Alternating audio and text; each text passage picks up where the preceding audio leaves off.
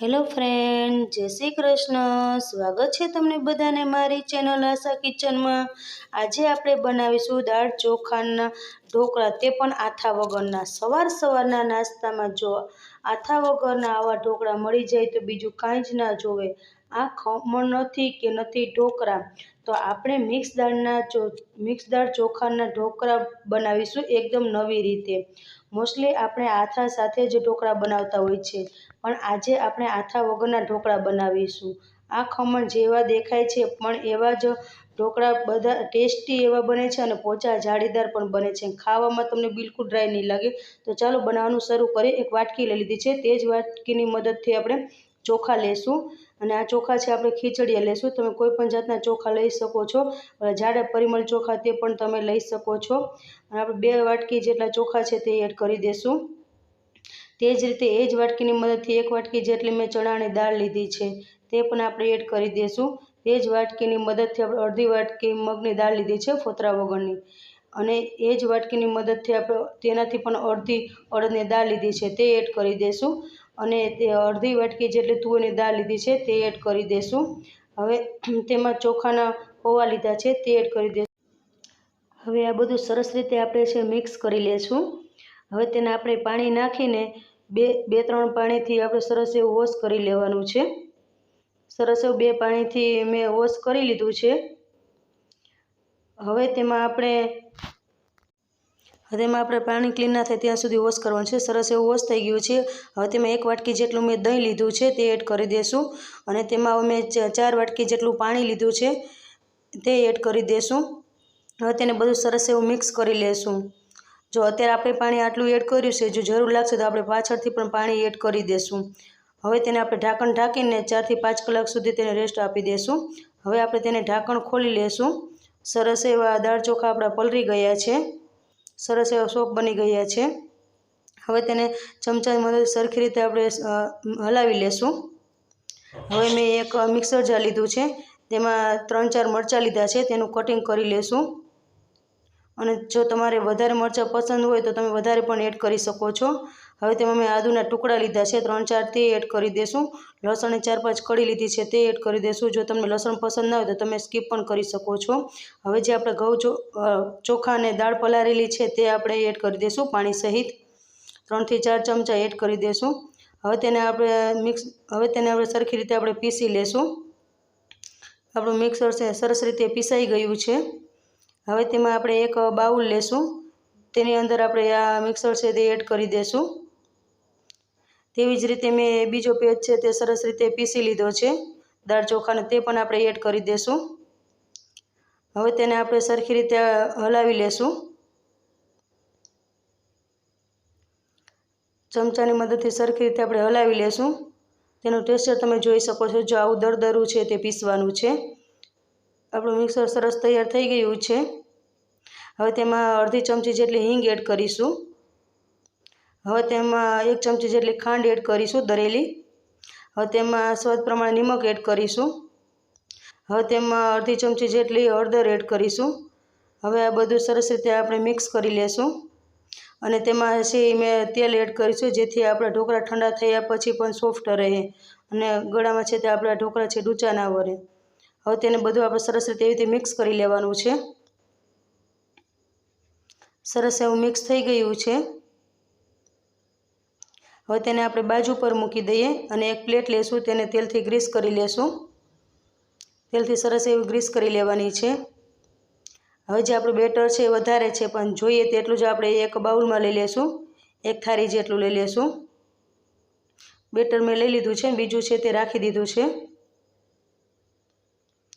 હવે આ બેટર છે એમાં આપણે હવે ઈનો લેશું. ઈનો તમે કોઈ પણ જાતનો લઈ શકો છો, નોર્મલ ઈનો પણ લઈ શકો છો. મેં લેમન ફૂડનો ઈનો લીધો છે, તે 1 ચમચી જેટલો એડ કરી દેશું.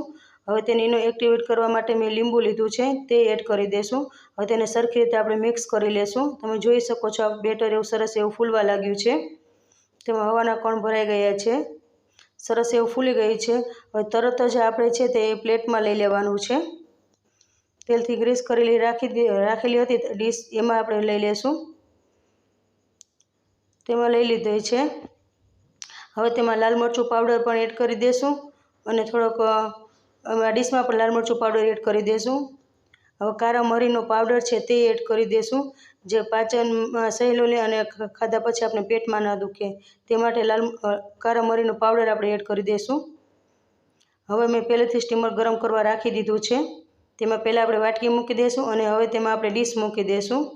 હવે ઢાંકણ ઢાંકીને 20 મિનિટ સુધી તેને કૂક થવા દઈશું. 20 મિનિટ સુધી તેને ખોલવાનું નથી, તેથી આપણે ઢોકળા સરસ બનશે. હવે ઢાંકણ ખોલી લેશું અને ચાકાની મદદથી ચેક કરી લેશું. આપણા ઢોકળા સરસ એવા કૂક થઈ ગયા છે. ચાકુ આપણે ક્લીન નીકળે છે.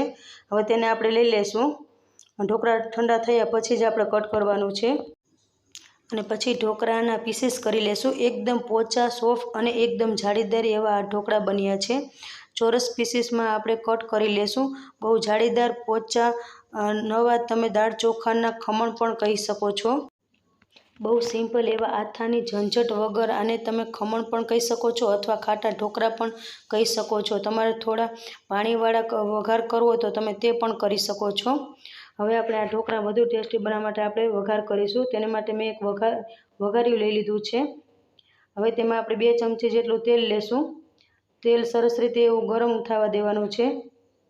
તેલ આપણું સરસ એવું ગરમ થઈ ગયું છે. હવે તેમાં 1 ચમચી જેટલી રાઈ એડ કરીશું. રાઈ સરસ કકડવા લાગે પછી તેમાં આપણે અડધી ચમચી જેટલું જીરું એડ કરીશું. મીઠા લીમડાના પાન એડ કરીશું અને અડધી ચમચી જેટલા તલ એડ કરીશું. હવે લાલ મરચાં કટ કરી લીધા છે, લીલા મરચાં કટ કરી લીધા છે તે એડ કરી દઈશું. હવે આ વઘારને છે આપણે ચમચીની મદદથી ઢોકળા ઉપર એડ કરી દઈશું. બધી બાજુ સરસ એવું આપણે પાથરી લેવાનું છે. સરસ એવું આપણે પથરાઈ ગયું છે. આવી જ રીતે તમે દાળ ચોખાના ખમણ પણ બનાવી શકો છો. એકદમ પોચા અને જાળીદાર એવા ખમણ કે ઢોકળા નવી જ રીતે આપણે દાળ ચોખાના ઢોકળા બનાવી શકો છો.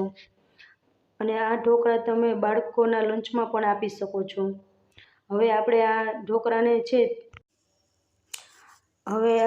આપણે છરીની મદદથી ડિમોલ્ડ કરી દઈશું. બહુ જ એવા ટેસ્ટી એવા સિમ્પલ એવા હાથા વગરની ઝંઝટ વગર આપણા ખમણ ઢોકળા તૈયાર થાય છે.